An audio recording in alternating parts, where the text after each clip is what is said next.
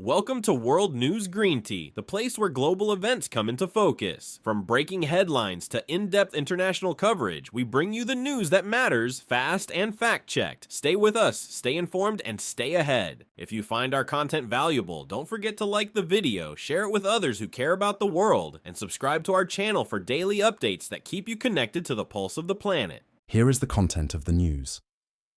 From May 20th to May 23rd, 2025, the conflict between Russia and Ukraine escalated with intense and fierce fighting across multiple fronts. The following are the key developments during this period. From May 18 to May 23, 2025, there were no reports of new US attacks on Houthi forces in Yemen. Here is a summary of the main developments related to the Taiwan Strait in the past 3 days.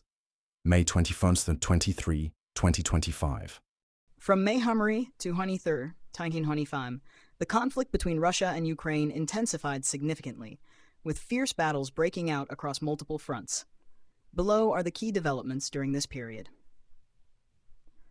Russia launches multi-directional assaults. In Kharkiv province, Russian forces captured the rural area east of the city of Vovchansk, effectively splitting the city in two and surrounding Ukraine's key defensive positions. In Donetsk, intense clashes occurred on the Lyman, Kramatorsk, Toretsk, and especially Pokrovsk fronts, where Ukrainian forces faced the heaviest Russian firepower. Russia carried out 2 missile strikes, 51 airstrikes using 78 Kava glide bombs, deployed 1,324 suicide drones, UAVs, and conducted more than 4,100 artillery shellings, targeting Ukrainian settlements and defensive positions. Ukraine responds with drone attacks and faces losses. Between May 20th and 23rd, Ukraine launched nearly 800 UAVs into Russian territory, targeting Moscow and other regions. Russia's air defense claimed to have shot down 485 Ukrainian UAVs from May 20 to 22. As of mid-May 2025, Ukraine had lost at least 3 F-16 fighter jets in combat, not including ground losses. During the 4 days from May 20th to 23rd, 2025, the war between Russia and Ukraine escalated sharply, with heavy offensives and counter-offensives. Russia intensified its attacks on multiple fronts, while Ukraine retaliated with UAV strikes deep into Russian territory. Both sides suffered significant losses, and despite prisoner exchanges, hopes for a peaceful resolution remain uncertain. From May 20th to 23rd, 2025, Ukraine launched one of its largest drone UAV offensives since the war began, targeting various locations inside Russian territory. Here are the main developments, scale and targets of the attacks. Total UAVs. Between May 20th and 23rd, Russia's Ministry of Defense claimed to have downed 788 Ukrainian UAVs across Russian territory, including 63 aimed at the Moscow region.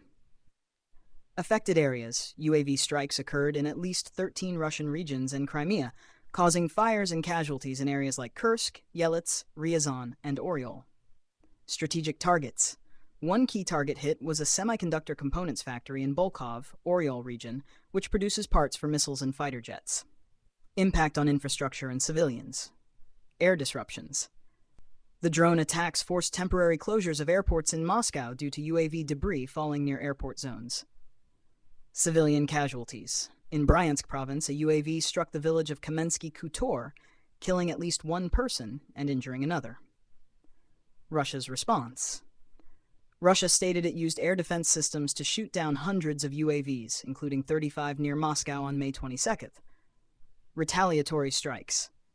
Russia conducted missile and UAV counterattacks on Ukraine, including launching Iskander-M missiles from near Taganrog in Rostov region. Strategic assessment. Ukraine's deep UAV strikes into Russian territory indicate a strategic shift, aimed at disrupting the Russian rear and weakening its defenses. Targeting military production sites and key infrastructure shows Ukraine is leveraging UAV technology to expand its operational reach and increase pressure on Russia. From May 20th to 23rd, 2025, Ukraine carried out a series of drone UAV strikes on Russian territory, using a variety of drones to target military and critical infrastructure. Below is a breakdown of the UAV types used and the damage inflicted. Types of Ukrainian UAVs. UJ-26 Bober, a long-range attack drone capable of flying 600 to 1,000 kilometers, equipped with a KZ-6 penetrator warhead. Bober has been used in multiple attacks on the Moscow region, including in May and July 2023.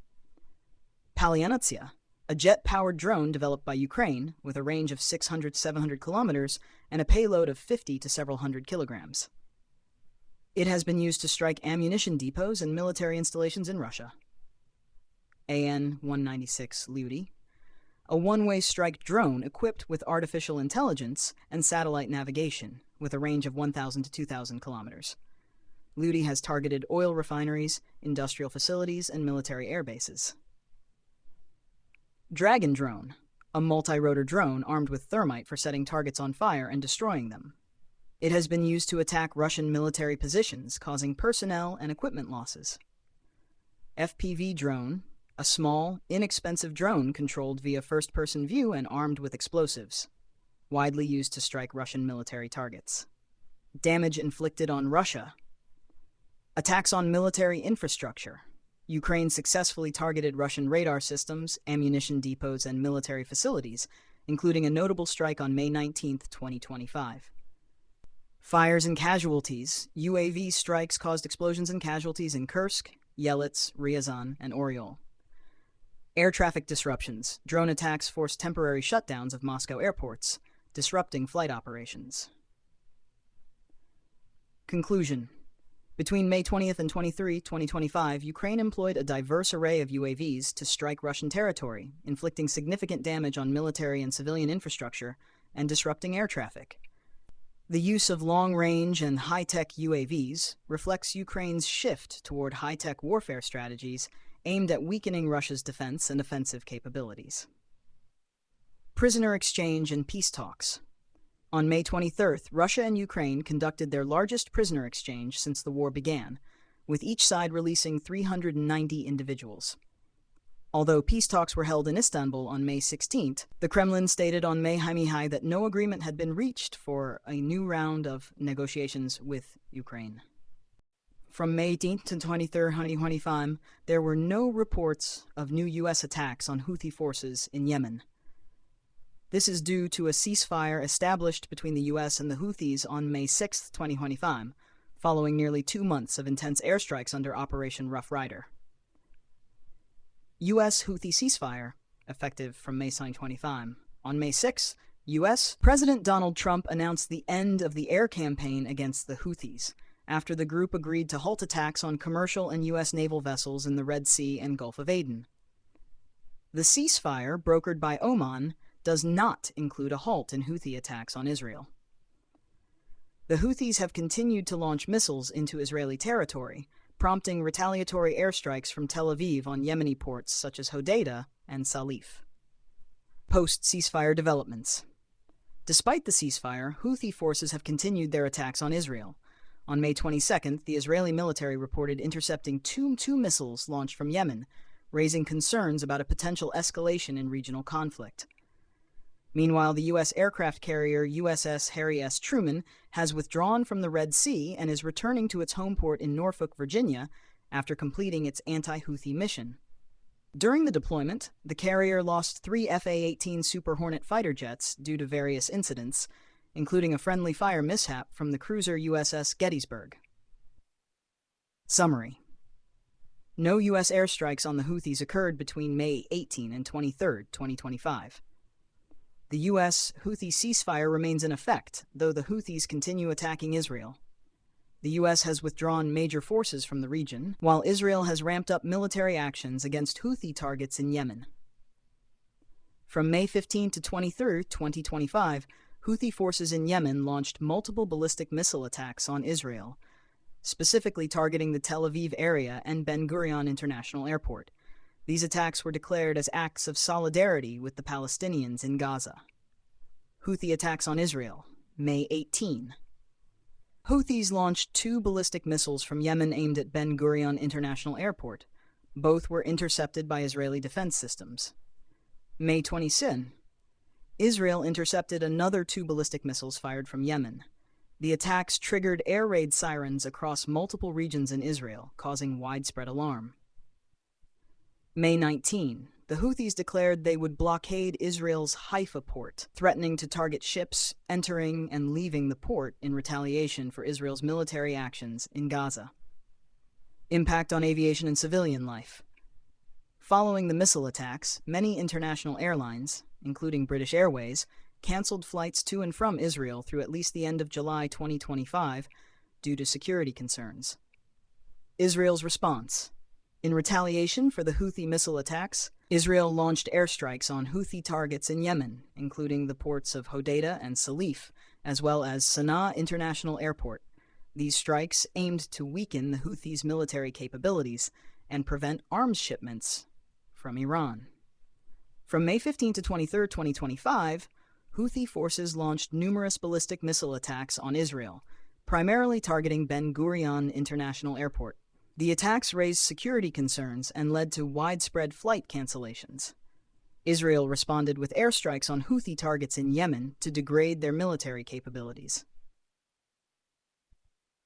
From May 15 to 23, 2025, Israel carried out multiple airstrikes on Houthi targets in Yemen in response to the ballistic missile attacks launched by the Houthis against Israeli territory, especially near Ben Gurion International Airport, close to Tel Aviv.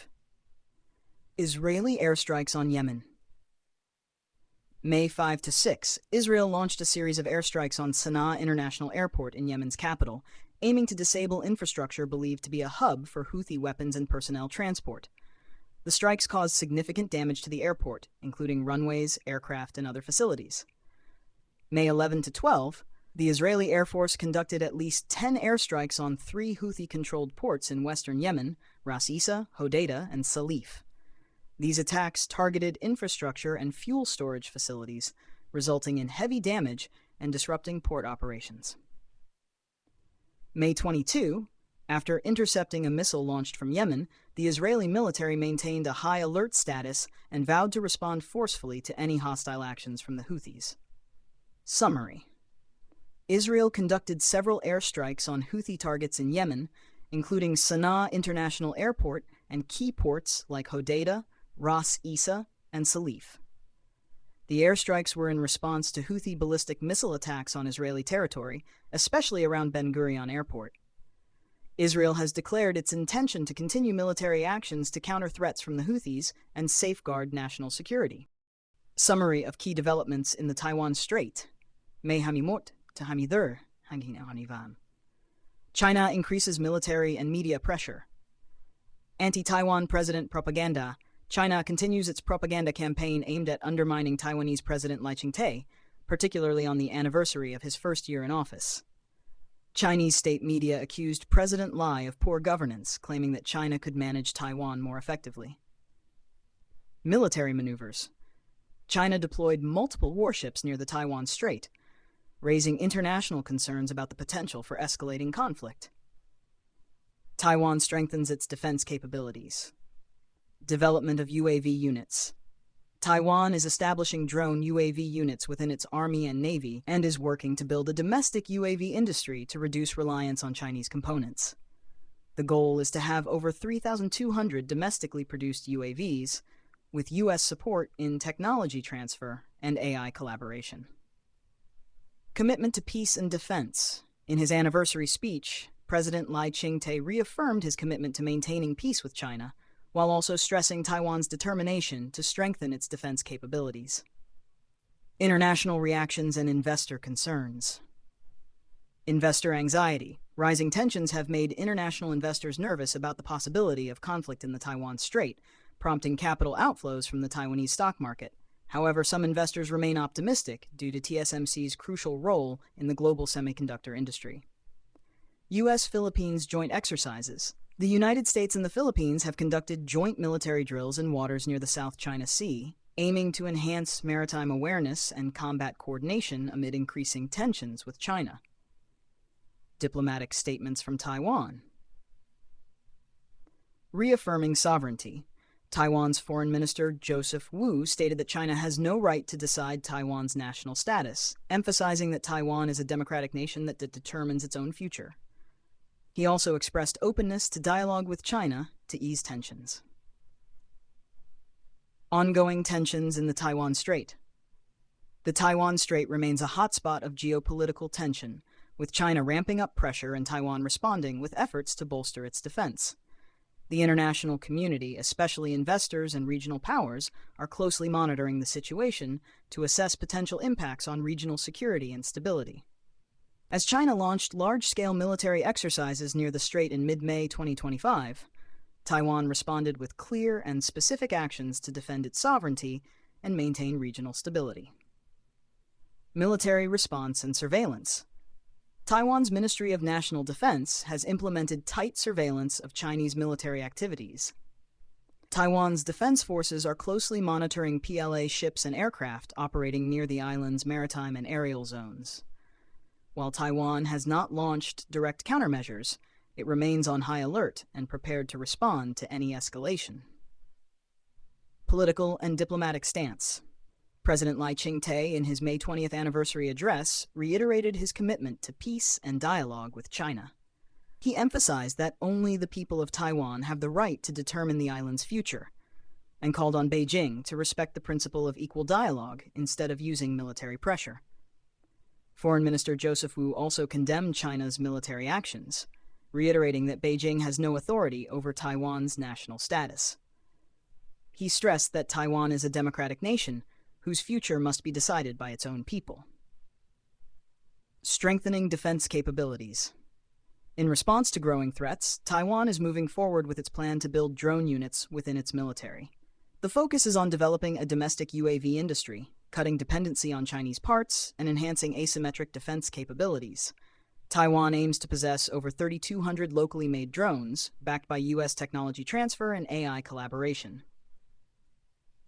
Countering gray zone. Beyond official military operations, Taiwan is also facing gray zone tactics from China, such as instances of Chinese civilians crossing the strait in small boats and illegally landing on Taiwan's shores. These activities are seen as attempts by Beijing to create disruption and undermine public confidence in the government's defense capabilities. Conclusion. Overall, Taiwan has responded cautiously but firmly to China's military exercises. The island continues to enhance its defense capabilities while urging peaceful dialogue to preserve regional stability. Thank you for watching and supporting World News Greenty. Your time, trust, and attention mean the world to us. We're committed to bringing you accurate, timely, and relevant global news every day. Stay tuned, and thank you for being part of our growing community.